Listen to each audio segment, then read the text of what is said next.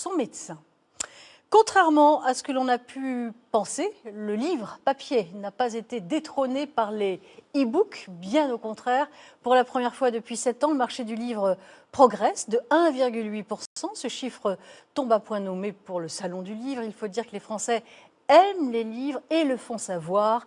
Les blogs littéraires se multiplient. Le dossier du vendredi est signé ce soir Aurélia Chopin et Olivier Palomino.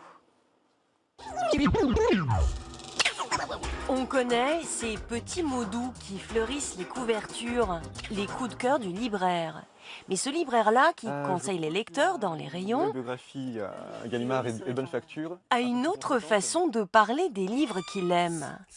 Pour cela, il a besoin d'un peu de matériel à la maison. Un projecteur, une caméra, nom de scène, le rouquin Bouquin.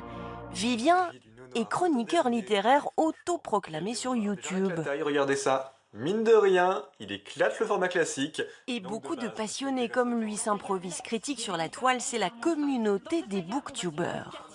On sent effectivement le manque de moyens derrière, on n'a pas le côté institutionnel, le côté académique. Et je pense que cette émergence de prescriptions alternatives peut permettre de la même façon de proposer une littérature différente de ce qu'on a l'habitude de nous présenter.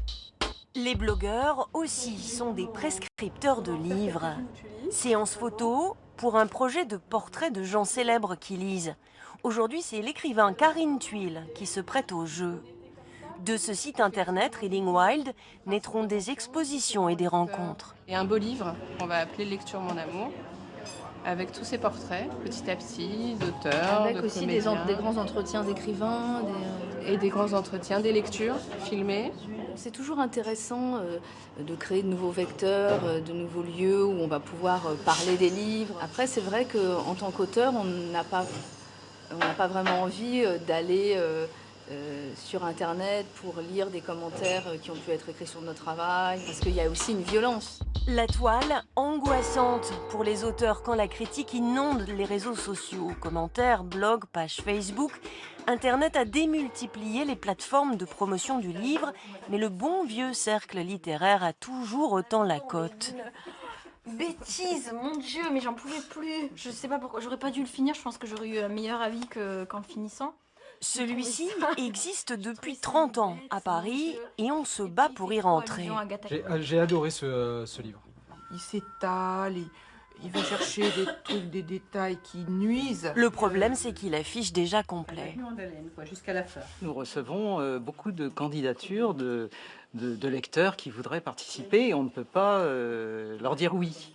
Et on leur dit, si vous voulez, vous pouvez lire les livres qu'on lit, puis vous nous envoyez votre avis, puis on le mettra en ligne. Ils disent non, c'est pas ça qui m'intéresse, c'est les échanges en direct. Très active, parce que passionnée, la communauté des gens qui aiment lire et qui le font savoir ne cesse de croître. Plutôt une bonne nouvelle, quand les pessimistes prophétisent la mort du livre d'année en année. Dans tous les cas, c'est une histoire que je vous raconterai.